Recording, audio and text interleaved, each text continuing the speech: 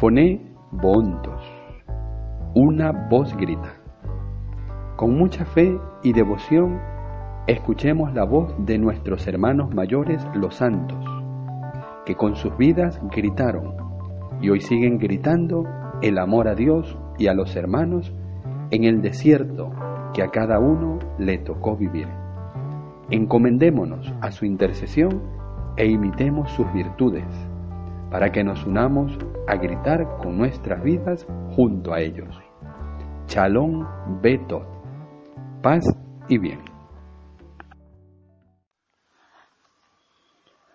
5 de noviembre, San Celestino V.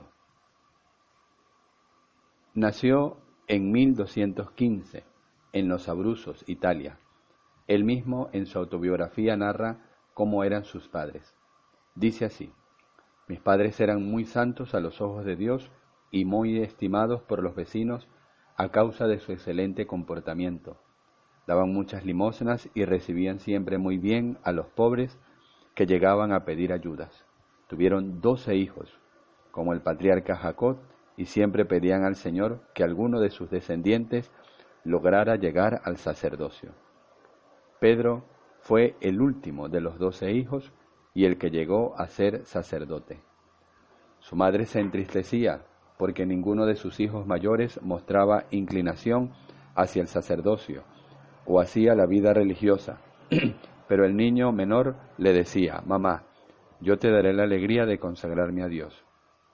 Viendo la mamá que Pedro tenía una gran inteligencia y muy buenas cualidades para el estudio, se propuso hacerlo estudiar, aunque toda la familia se oponía a ello y aunque tuvo que hacer muchos sacrificios para lograr costearle sus estudios.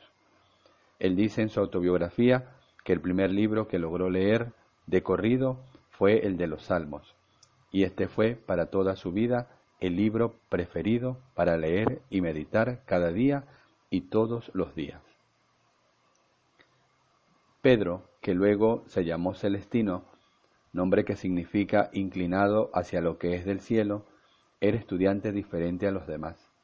Sus recreos preferidos consistían en retirarse a la soledad a meditar y rezar. Amaba mucho el silencio y le fastidiaban las fiestas mundanas donde hay trago y bailes y pecado. Al final, cuando ya tenía 20 años, supo que en una montaña había un ermitaño dedicado a la oración y se fue hacia allá a que este santo religioso le enseñara el arte de orar y de meditar. Se construyó una celda tan estrecha que apenas cabía de pie o acostado. Allí se estuvo 3 años, en la más estricta soledad. Al principio todo eran consolaciones y alegrías espirituales, pero luego empezaron a llegarle terribles tentaciones que no le dejaban en paz ni de día ni de noche. Era el ataque de los enemigos del alma para hacerle desistir de su vocación a la santidad. Afortunadamente, a base de oración y de mortificación y de consultar de vez en cuando a su director espiritual, logró vencer. Fue ordenado sacerdote, pero sentía mucho temor a celebrar la Santa Misa, porque se creía indigno. Consultó entonces a un anciano ermitaño, el cual le respondió: ¿y quién es digno de celebrar la misa? Celebre cada día, pero celebre con temor y temblor, o sea, con inmenso respeto al santo sacrificio. Al oír esta respuesta, se le fueron sus temores. Muchos hombres deseosos de hacer penitencia y de conseguir la santidad se fueron a vivir allí cerca donde estaba Celestino, para recibir de él sus instrucciones, y así llegó a tener 14 conventos bajo su dirección. Su fama de santidad y los milagros que obtenía por medio de sus oraciones lo hicieron famoso en todos los alrededores.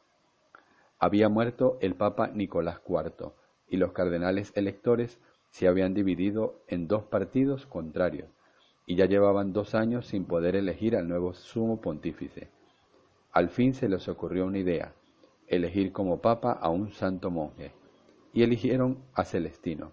Y un día, cuando él menos lo imaginaba, llegaron al monte donde habitaba varios prelados a comunicarle tan grande noticia. Su susto fue espantoso y se echó a llorar, pero las gentes lo aclamaban como el mejor para ese cargo. Celestino tenía 80 años. A su coronación como pontífice asistieron más de 200.000 personas. La veneración hacia él era tan grande que tenía que pasar días enteros en la ventana impartiendo bendiciones a las multitudes que llegaban a visitarlo.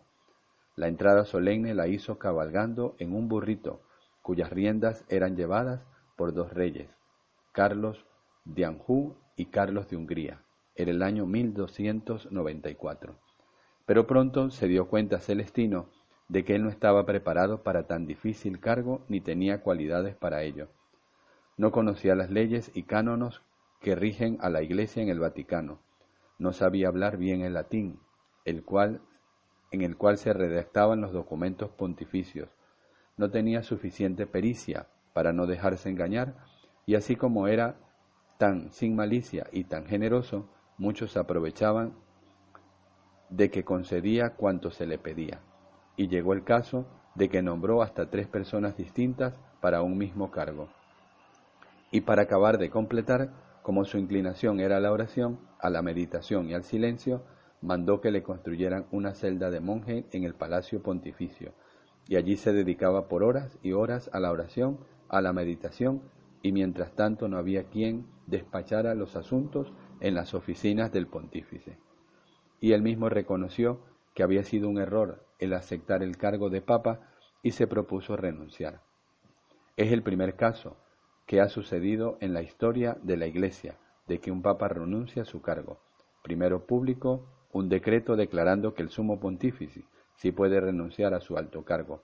Luego reunió a todos los cardenales y les leyó su renuncia al pontificado y les pidió que nombraran a su sucesor.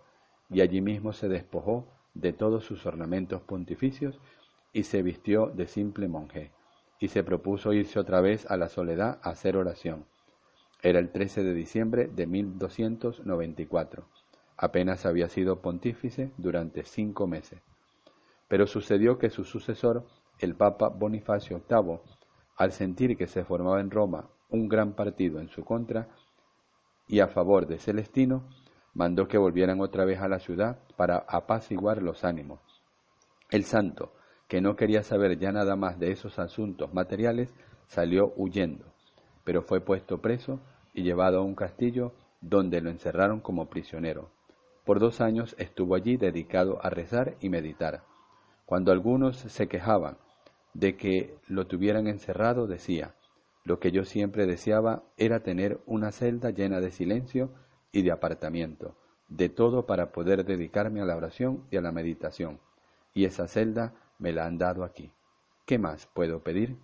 Murió santamente en mayo de 1206 y fue declarado santo en 1313.